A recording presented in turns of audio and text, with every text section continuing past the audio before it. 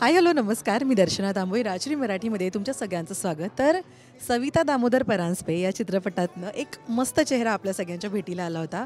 त्या व्यक्तीचे डोळे सिनेमामध्ये इतके बोलके होते की आजवर सगळ्यांच्या ती लक्षात आहे. खरं तर बरेच काही दिवस ती मराठी सिनेसृष्टीतनं कुठे गेली होती हे मला तिला विचारायचं आहे. ती फायनली शी इज बॅक. शिवरायांचा छावा या चित्रपटातनं आपल्याला दिसणार आहे तृप्ती तोरणमल आणि ती आत्ता माझ्याबरोबर आहे. खूप स्वागत राजश्री मराठी. नमस्कार नमस्कार तर नमस्कार. सगळ्यात पहिलाच प्रश्न, कशी आहेस आणि फार सुंदर दिसतेस तू. अरे धन्यवाद धन्यवाद थँक्यू सो मच. कशी आहेस तृप्ती? मस्त मजेत. आत्ता ट्रेलर बघितलं, खूपच छान वाटलं, डोळ्यातनं पाणी आलं कारण शहारा आला.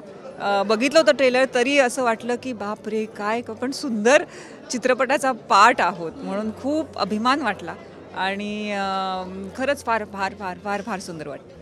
सविता दामोदर परांजपे जेव्हा आला ना तेव्हा तुला साडी नेसून प्रमोशन करताना आम्ही पाहिलं होतं आणि आज शिवरायांच्या छावाच्या निमित्तानं पुन्हा एकदा बॅक टू बेस झालंय.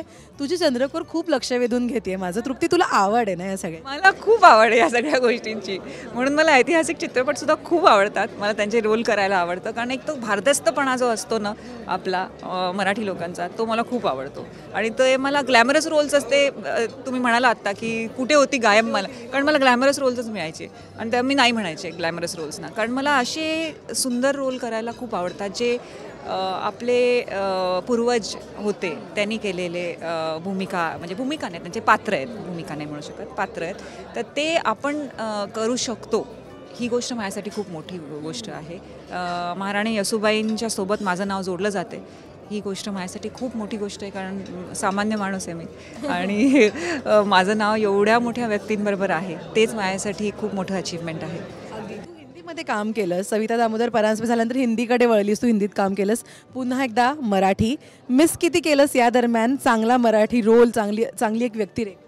मी सोडलंच नव्हतं मराठी कारण मी सुरुवातच मराठीतनं केलं म्हणजे वडीलच मराठी तर त्याच्यामुळे मला चांगला रोल जरुरी होता. तो रोल मला मिळत नव्हता कारण सगळे ते असे ग्लॅमरस रोल्स मिळायचे आणि मी माझ्या हार्टने काम करते जे मला वाटतं ते मी करते. शिवरायांचा छावा ट्रेलर आत्ता पाहिला, दणाणून गेला होता अख्खं थिएटर, एवढी लोक ओरडत होती. तृप्ती, तुझ्यासाठी या सिनेमाची सुरुवात कशी झाली, कधी झाली आणि किती ओव्हरवेल्मिंग आहे कलाकार म्हणून की इतक्या मोठ्या लार्जर दॅन लाईफ प्रोजेक्टचा आपण भाग? मला तसेच प्रोजेक्ट्स आवडतात त्याच्यामुळे मी फार कमी काम करते. लास्ट केलं होतं आदिपुरुषसुद्धा मोठं होतं. तसं जे मला वाटतं चांगल्या दिग्दर्शकाबरोबर काम करायचं हे माझ्यासाठी जास्ती महत्त्वाचं मला असं वाटतं. चांगल्या प्रोडक्शन हाऊसमध्ये आणि चांगला सुंदर रोल. तर माझा प्रवास तर दिग्पाल सरांबरोबर फतेह शिकसबरोबरच झाला होता. मला जेव्हा सवितासाठी अवॉर्ड मिळालं होतं त्यावेळेला आम्ही स्टेजवर होतो त्यांना फर्जंदसाठी मिळालं होतं आणि मला काही नाही मी असं कधी कोणाशी बोलत नाही पण असं काहीतरी वाटलं की त्यांना सांगावं मला तुमच्याबरोबर काम करायचं आहे तर मी त्यांना सांगितलं मला तुमच्याबरोबर काम करायचं आहे असंच आणि ते म्हणाले हो नक्की आणि थोडा वेळ गेला आणि 15-20 दिवसांनी त्यांचा फोन आला की फतेह शिकतसाठी तर मी हो म्हणाले आणि त्यांच्याबरोबर तो प्रवास सुरू झाला. त्यांनी माझी मेहनत बघितली कारण त्यावेळेला मला घोडसवारी शिकायची होती, तलवारबाजी शिकायची होती तर त्यांनी माझी मेहनत बघितली कारण मी रोज व्हिडिओ काढायचे, स्टान्स माझे बरोबर आहेत की नाही हे बघायचे आणि त्यांना व्हिडिओ पाठवायचे की तुम्हाला काय वाटतं तर त्यांनी माझी मेहनत बघितली तर ते त्यांच्या डोक्यात राहिलं की तू फार फार मेहनती आहेस. तर तेव्हापासून ते म्हणाले आपण नेहमी काम करूया. मग जेव्हा हा रोल आला त्यावेळेला त्यांनी फक्त मला फोन केला की तृप्ती असं असं आहे ऑफिसमध्ये ये तर मी कशाला प्रश्नच सुटला त्यांनी फोन केला म्हटल्यानंतर. पण तिकडे गेल्यानंतर मला कळलं महाराणी येसूबाईंचा रोल आहे ते म्हणजे सोन्याहून पिवळं झालं तर खूपच आनंद झाला आणि नंतर मग एक जबाबदारी वाटली की ऐतिहासिक पात्र म्हणजे त्याच्यावर मेहनत करावी लागेल आणि अभ्यास करायला लागेल. पण दिग्पाल सर होते त्यांचा अभ्यास सगळ्यांना माहितीच आहे ऐतिहासिक तर त्यांनी खूप मदत केली. महाराणी येसूबाई म्हणतो आपण त्यांना आणि तो ऑरा म्हणा किंवा तो बोलताना पोलाइटनेस ते सगळं आलं ओघाओघाने. तृप्ती, स्वतःला कसं प्रिपेअर केलंस या सगळ्यासाठी आणि रोज जेव्हा सेटवर जात होतीस आता आपल्याला येसूबाई साकारायचे सेटवर जाऊन काय स्वतःला सांगत होतीस किंवा ते बॅकस्टेज कसं होतं? ते ना अभ्यास केल्यानंतर आपोआप कळतं कारण तुम्ही त्या रोलमध्ये घुसता.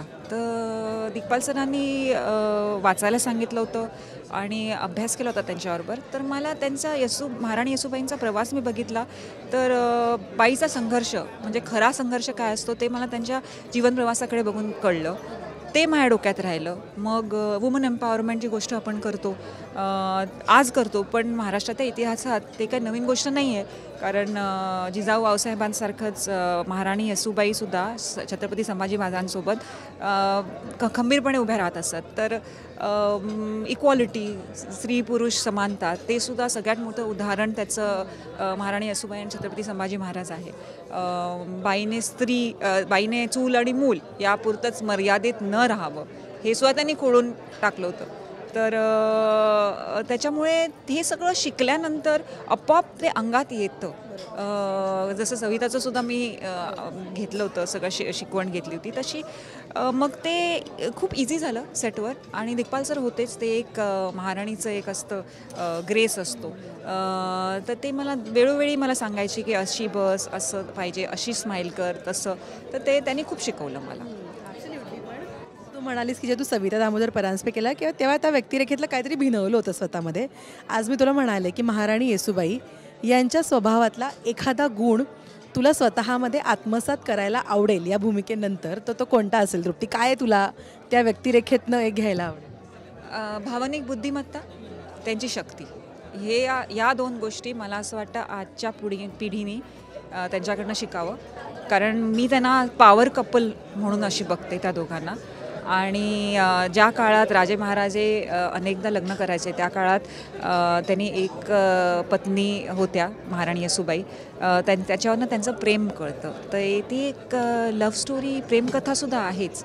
तर मला असं वाटतं की आपण हीर रांझा आणि त्यांच्याबद्दल बोलतो, लैला मजनू वगैरे बोलतो, तर आपल्या महाराष्ट्रातच एवढे मोठे व्यक्तिमत्व होते, तर त्यांचं नाव घेतलं पाहिजे आणि त्यांचं नमन आदराने घेतलं पाहिजे एक पॉवर कपल म्हणून.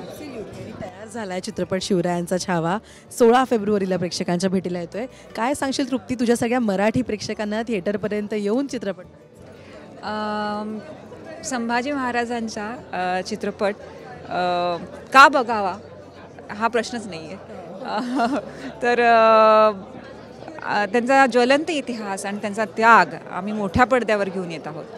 तुम्ही आमच्या आश्रकाला जेवढं प्रेम आणि प्रतिसाद दिला आहे त्याहून जास्ती अखंड प्रेम आमच्या चित्रपटाला सुद्धा द्या, अशी मी विनंती करते. Thank you so much. I wish you all the love and success. असंच काम करत राहा, भेटत राहा आणि गप्पा मारत राहा. थँक्यू सो मच यार. All the best.